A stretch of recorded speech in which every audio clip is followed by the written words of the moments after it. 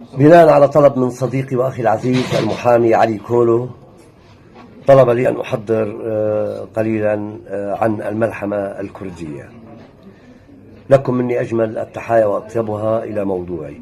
الأغنية الملحمية الكردية ما هي إلا ماهية الأغنية الكردية ما هي إلا قصص وحكاية لحوادث بطولية وغزوات وغزل وعشق وحب وتضحيات كانت تجري أحداثها في الواقع الكردي ومجتمعاته.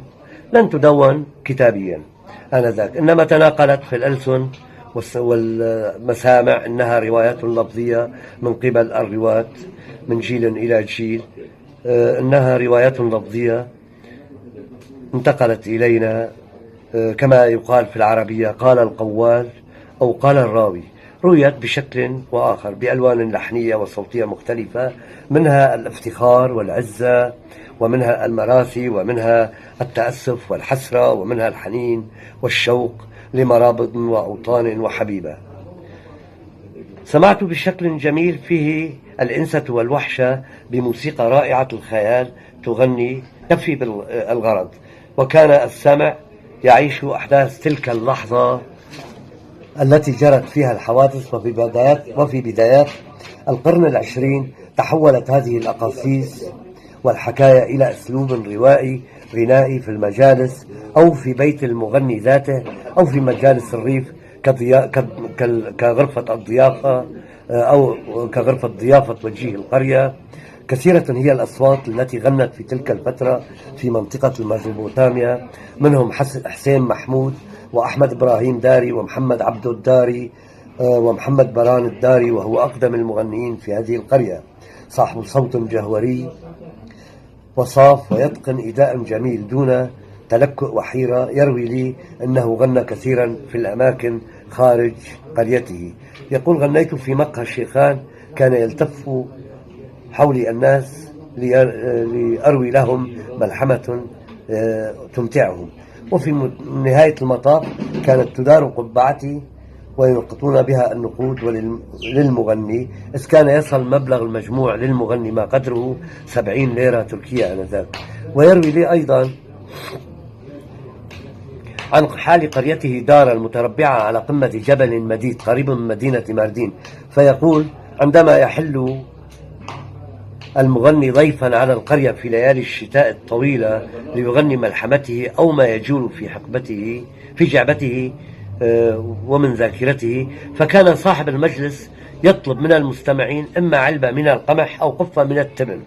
والعلبة من القمح تزن 10 كيلوغرام من القمح، إنما القفة من التبن كانت تعادل نصف كيس، أي حوالي 7 كيلوغرام من التبن. وكانت هذه المواد تقدم عونا للمغني. ومن هؤلاء المغنين خضر أومري وأخوه حسين أومري وشكري فاطي، هؤلاء من جبل الأومريان. أصوات كثيرة تمر في ذاكرتي كالمغني الملحمي دمر علي، والذي كان يعيش في الجزيرة السورية وعاصرته وجالسته كثيرا، ورفع الداري الذي عاصرته في سبعينيات القرن الماضي وعملنا سويا في حقول النفط السورية آنذاك. وأفضل ما سمعت منه ملحمة مم وزين. كنت دائما أطلب منه أن يغني لي هذه الملحمة الرائعة التي كتبها مؤخرا أحمد الخالي. كان يقتل صمت الليل وبرودته في تلك البراري ونحن نسير في عربة زيل روسية في حقول كراتشوك. ومنهم أيضا سماوي الأومري وسعيد قاباري، والذي عاصرته في مدينة عمودة وسمعت له كثيرا من الأقاصيص المغناة في بيت جاري عادل محمد حسو. كان ضريرا إنما مفتح القلب، صاحب دهاء وطرفة. والمغني الروائي فاضل كفراني من جبل الأومريان، ومحمد سفر محمودو، إبراهيم قني، حليمو أيضا عاصرته وسمعت منه الكثير في سهرات طويلة حتى مطلع الفجر في بلدة عمودة وشتائها الصعب. ومن بين هؤلاء أصحاب الأصوات تجد فيها الإبداع والإداء الإبداعي الجميل وحرفية لا حدود لها في الإداء. فنجد أيضا قربيت خاشو، وهو صاحب الصوت الأسمى والإداء المميز بإبداع عذب، هو أكثر رفعة من بين هؤلاء الأصوات، استجد فيه عذوبة ونبلا لا يضاهى في هذه المنطقة الممتدة هنا وهناك. وهو أرمني الأصل من مواليد 1900 حسب السجلات الأرمنية. ولد في قرية بشيرية أحد قرى مناطق باطمان. أرمني الأصل وكردي الهوى والفن. كرس حياته في خدمة الأغنية الملحمية الكردية. كان صوتا بارزا من بين تلك الأصوات المألوفة التي نسمعها في بلاد الميزوبوتاميا، وهو أول من طور الأغنية الكردية. وأبرز ما قدمه من الملاحم الكردية هي ملحمة لوكيم التيني، وتعني بالعربية الشاب المتيني. ومتينة هي قرية من قرى هذا الجبل المديد. هذا ما قدمته لنا الكاتبة زينب ياش في كتابها مشاهير الموسيقى الكردية.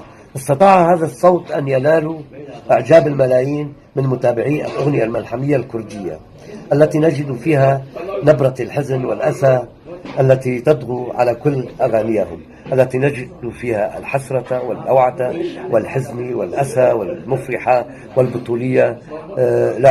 لعب هؤلاء المغنون دورا هاما في نقل قصص وتاريخ وروايات لشعوب المنطقة.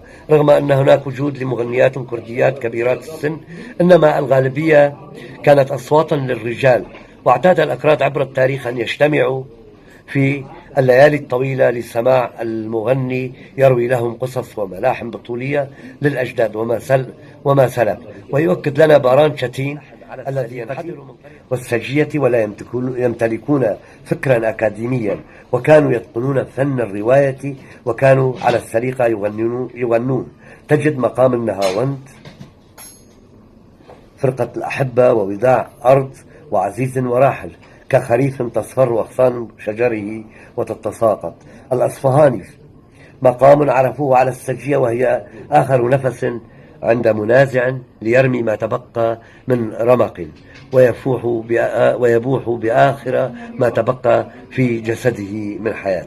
ومقام الرصد في سكينة في الليل، وقع في المشاعر تحاكي السامع رسائل من غالي، كما نجد السامع بمطلع الفجر.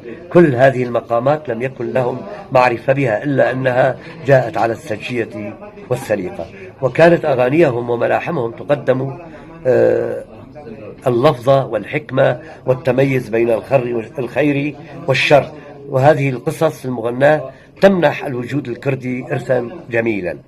وقد قال علي خان، وهو أحد المغنين للون الملحمي، ذات مرة يصف مجالس الغناء الملحمي فيقول: كان يجلس المغني في صدر المجلس محاطا بالكبار من السن من الحضور الذين هم حوله، وأمامه إبريق الشاي والمصباح يلوح في يده، وهو مغمضا عينيه يسرد القصة كاملة حتى تنتهي، كما هو في حال تخيل ومناجاة. كما نجد رجال الفكر والدين في الفكر البوذي يغمضون أعينهم لفترات طويلة، وتسمى في اللغة التركية مادي تاسيون، وبالإنجليزية أيضا مادي توين، وفي العربية التجلي. ويبدو المغني قصيا وكأنه يغني لصنف آخر من البشر لا نراهم، وصوته جهوريا قويا بالنسبة بإنسة ووحشية وحيوية، قاتلا وحشة الليل الشتوي الطويل والبارد. لا تختلف الملاحم الكردية عن غيرها من الملاحم الشرقية في تناولها. نجد فيها سمة القوة والنخوة والشهامة والشرف والنبل والإباء والعزة، كما الحكوات في دمشق، وهو يروي عن ترى بن شداد وعبلة حبيبته والزير سالم وسيف بن يزن وغيرها من الحكاية. ولكن نجد الأغنية الملحمية الكردية أكثر قوة وأكثر واقعية، تزيدها جمالية الموسيقى والإيداء، تميل إلى التنوع،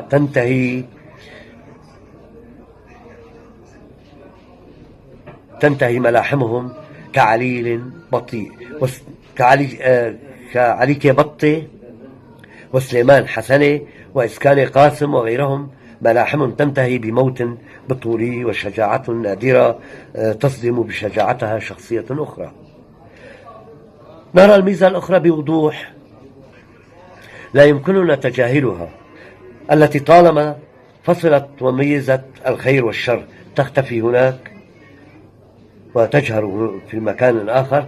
لا يفكر المغني الروائي أو المستمع تقييم موقف البطل أو خصمه، إذ تحل الحكاية نفسها بما تحمله من تضارب في المواقف والآراء في بعض الأحيان على السياق الأخلاقي الشعوري للجمهور والمؤدي. سلطة الحكاية والرواية. خلقت حالة خاصة في الإرث الشفهي الكردي هامشا من الحرية، سمح أن تكون الرواية فاطمة صالحي آغا ملحمة تردد في المجالس بالشغف ذاته التي تسرد وتسمع به الملاحم الكردية الأكثر شهرة. لا شك تروي لنا هذه المرأة التي هجرها حبيبها بعد أن ضحت بنفسها وهربت معه إلى ما يعني به. خطفها حبيبها وتركها لمصير قاس.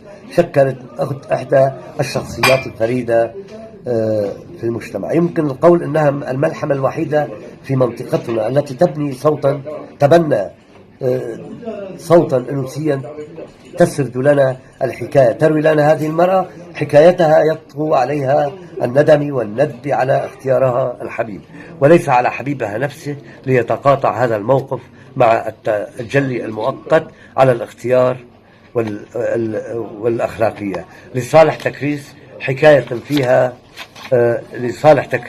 حكاية فيها نجد وحدة متكاملة متكافئة قائمة بحد ذاتها بعيدة على الشكل التقليدي المألوف. لا بد للإشارة في هذا المقام إلى نوع آخر غير شائع في النص الملحمي الكردي كما في حكاية رشيدو غزالي، إلى الاختلاف بوضوح عن معظم الحكاية الكردية الشهيرة الأخرى. الكوميديا على الخط السردي، إذ يغني عبد الرزاق جروة في رحلة مغامرات مضحكة وساذجة لرشيدو للفوز بقلب حبيبته غزالي، حيث معطيات الرواية فيصبح رشيدو راعيا لأغنامها أو يتظاهر بالمرض. نجد نهاية سعيدة للرواية تتلائم مع حكاية تردد رائعة للضحك والتسلية مهما تكن الأسماء والروايات في الملاحم الكردية، والتي تحمل سموا أحيانا وهبوطا في بعض الأحيان، إلا أننا نجد تراثا تناقل عبر الأجيال من الأجداد إلى الأجيال، جيل بعد جيل، محافظا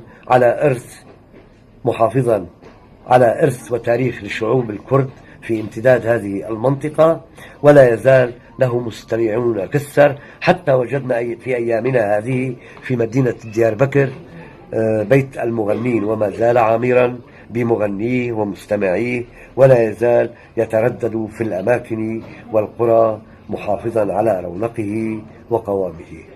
حداد صباح قاسم. شكرا للإصغاء.